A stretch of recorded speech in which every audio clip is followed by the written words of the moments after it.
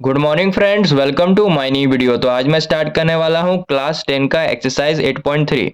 Question में बोल रहा है right all the other trigonometric ratios of angle A in terms of sec A. कहने का मतलब है सभी ट्रिग्नोमेट्रिक रेशियो को सेक ए के टर्म में चेंज करो।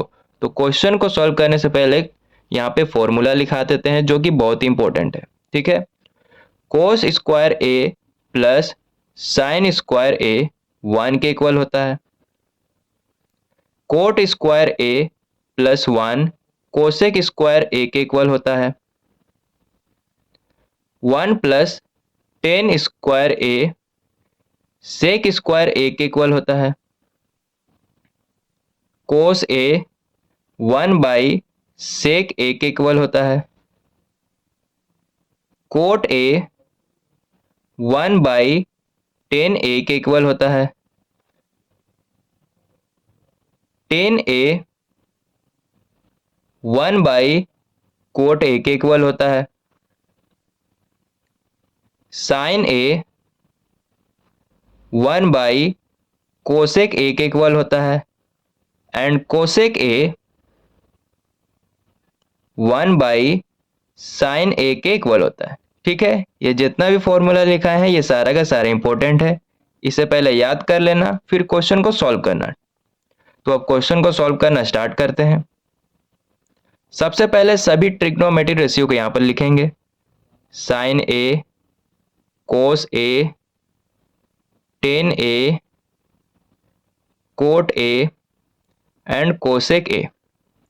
सेक ए यहाँ पर इसलिए नहीं लिखे हैं क्योंकि क्वेश्चन में हमें सभी ट्रिग्नोमेट्री रेशियो को सेक ए के टर्म में चेंज करने बोला है, इसलिए यहाँ पे सेक ए नहीं लिखे हैं। ठीक है, और यहाँ पे सभी के पास एंगल ए है। एंगल ए क्यों है? क्योंकि क्वेश्चन में हमें एंगल ए ही रखने बोला है। ठीक है, तो सबसे पहले साइन ए को सेक ए के टर्म में चेंज करेंगे। तो देखो को यहाँ पे फॉर्मूला में लिखा है कि कोस square a plus sine square ए 1 के इक्वल होता है। तो इस फॉर्मूला के यहाँ पे लिखेंगे cos square a plus sine square A equal to 1। ठीक है, अब देखो कोस स्क्वायर ए यहाँ पे प्लस में है, इसे जब इस साइड भेजेंगे तो माइनस में चेंज हो जाएगा। तो हो जाएगा sine square A equal to 1 minus cos square A. ठीक है, अब देखो कोस ए किसके इक्वल होता है? तो कोस ए 1 बाई सेक ए के इक्वल होता है। तो कोस ए के जगह 1 बाई सेक ए पुट करेंगे।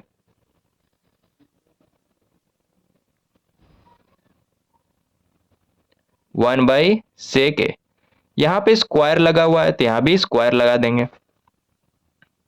Sign square A equal to 1 minus 1 का स्क्वायर 1 हो जाएगा बाई सेक ए का स्क्वायर हो जाएगा सेक स्क्वायर ए। ठीक है, अब देखो 1 के नीचे कोई भी नंबर नहीं है तो अपने से डिनोमिनेटर में 1 लिख सकते हैं। ठीक है, अब यहाँ पर जब एलसीएम लेंगे तो सेक स्क्वायर ए ही आएगा।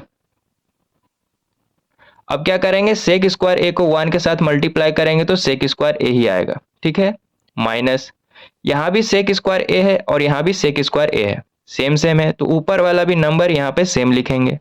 1 है तो यहाँ पे 1 लिखेंगे। अब देखो यहाँ पे स्क्वायर लगा हुआ है, हमें सिर्फ साइन ए ही चाहिए क्योंकि साइन ए को सेक ए के टर्म में चेंज करना है। यहाँ पे साइन स्क्वायर ए है तो इस स्क्वायर को जब हम इस साइड भेजेंगे तो स्क्वायर रूट में चेंज हो जाएगा। क्या बोले? इस स्क्वायर को जब इस साइड भेजेंगे तो स्क्वायर रूट में चेंज हो जाएगा। तो हो जाएगा sine A equal to under root sec square A minus 1 by sec square A. ठीक है, अब दोनों वैल्यू में स्क्वायर रूट लगा हुआ है तो अलग अलग कर देंगे।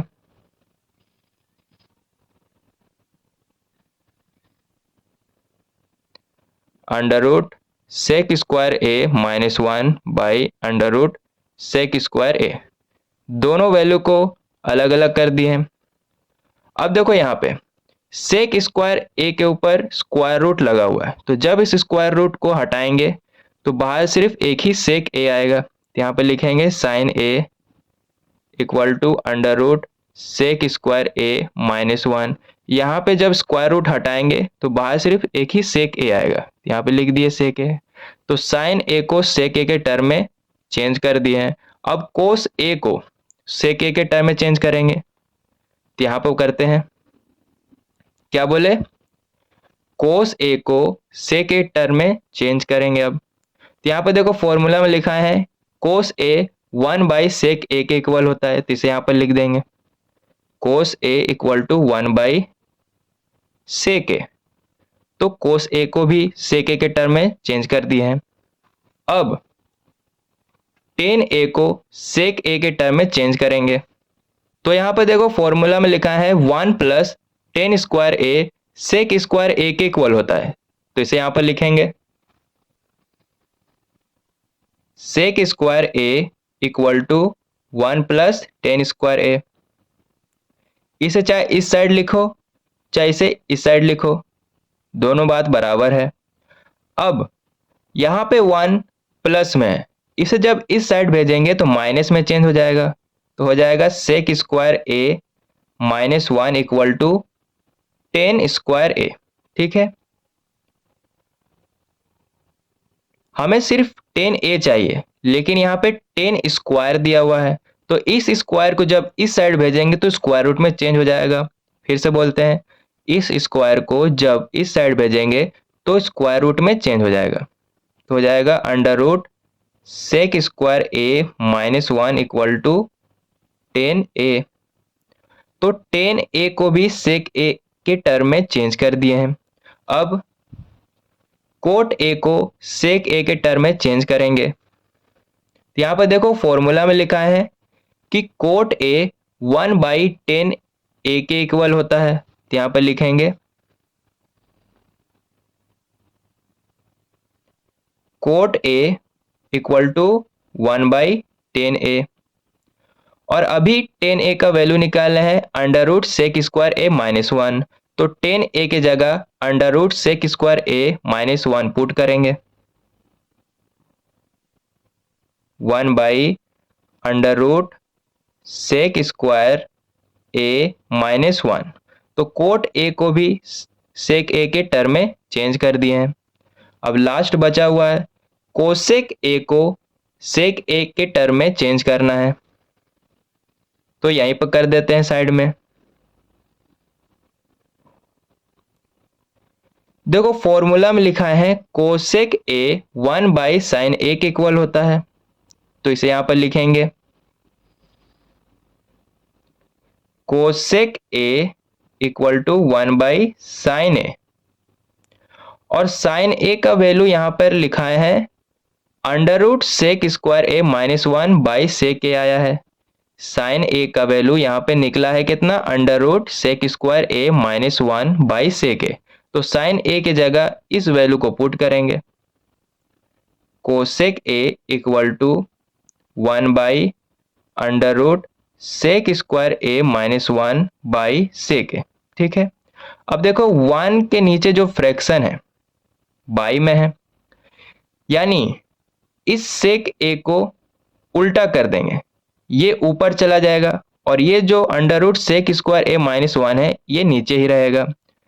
सेक ए को जब 1 के साथ मल्टीप्लाई करेंगे तो सेक ए ही आएगा, तो लिखेंगे cosec A equal to sec A by under root sec square ए -1। फिर से बोलते हैं, 1 के नीचे फ्रैक्शन में है, यानी बाई में है और फिर से एक बाई में है।